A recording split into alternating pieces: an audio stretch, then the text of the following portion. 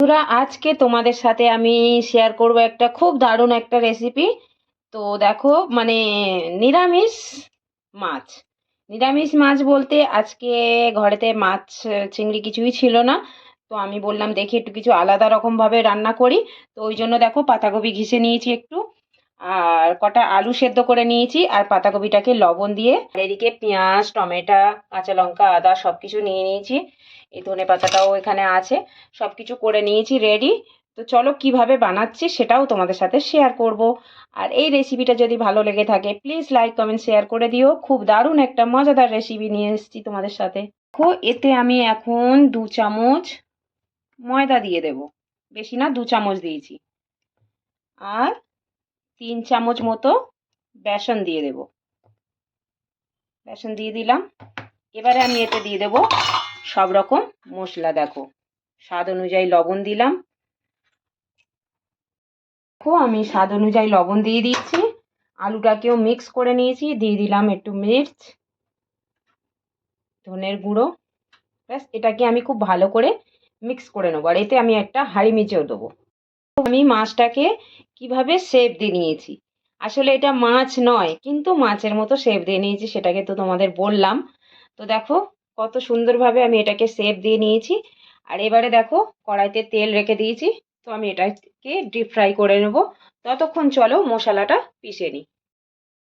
বন্ধুরা, এটাকে আমি লাল লাল করে এরকম ডিমে আছে থোড়াসা কম করে করে এটাকে লাল লাল করে ফ্রাই করে নেব। আর এদিকে দেখো মশলাটা পিষে নিয়েছি আমি পুরো।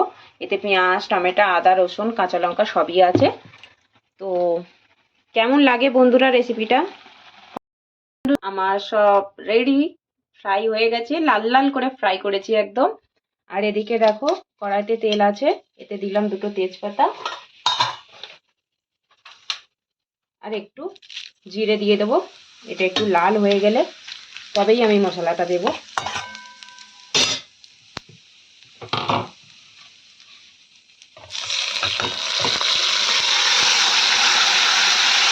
তো আমি পিঠা হুয়া মশলাটা দিয়ে দিলাম এতে। এটাকে খুব ভালো করে আমি একদম যতক্ষণ না তেল ছাড়বে ততক্ষণ ভাজতে থাকবো। তো এই মশলাটা হতে এখন অনেকক্ষণ টাইম লাগবে। ততক্ষণ আমি গ্যাসটা আস্তে করে দিয়ে চানটা করে আসবো। তো দেখো, আমি এতে দিয়ে দিচ্ছি ধনের গুঁড়ো, স্বাদ অনুযায়ী লবণ, একটু কমই দেবো কেননা ওতে লবণ দিয়েছি, একটু লাল মির্চ। বাস, এটাকে এবারে হতে দেব।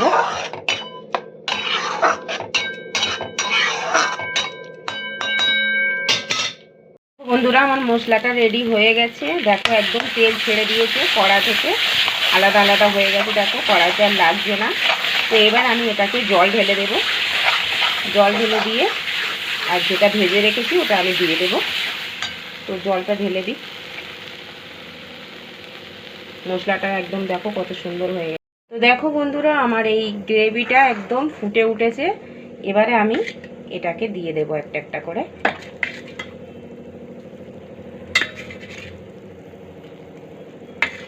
খেতে খুবই মজাদার এই রেসিপিটা, ট্রাই করে দেখবে, খুবই সুন্দর লাগবে যখন কোনো নিরামিষ কিছু বানানো থাকবে।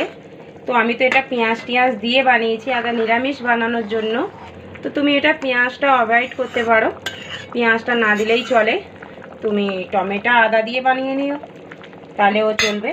তো এটা একটু ফুটে উঠবে, একটু গ্রেভিটা আন্দাজ চলে যাবে, তখনই আমি তরকারিটা বন্ধ করব। তো একটু ঢাকা দিয়ে দিই 2 মিনিটের জন্য। তো বন্ধুরা, আমার তরকারি রেডি। এই রেসিপিটা তোমাদের কেমন লাগলো কমেন্ট করে নিশ্চয়ই জানাবে। এই দেখো আমার মাছের পিস। তো কমেন্টে জানাবে কেমন লাগলো তোমাদের এই রেসিপিটা।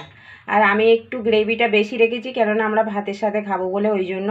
তোমরা চাইলে একটু গ্রেভিটা কম করতে পারো, মাখা মাখা করতে পারো, যেরকম যেমন যার যেরকম পছন্দ সেরকম করতে পারো। তো বন্ধুরা, আজকে এই মজাদার রেসিপিটা তোমাদের সাথে শেয়ার করলাম। তো কেমন লাগলো কমেন্ট করে জানাবে। আর সাথে থাকো বন্ধুরা, যে যেখান থেকে দেখছো আমার চ্যানেলটা সাবস্ক্রাইব করে দিও, পাশে থেকো। Bye bye, love you.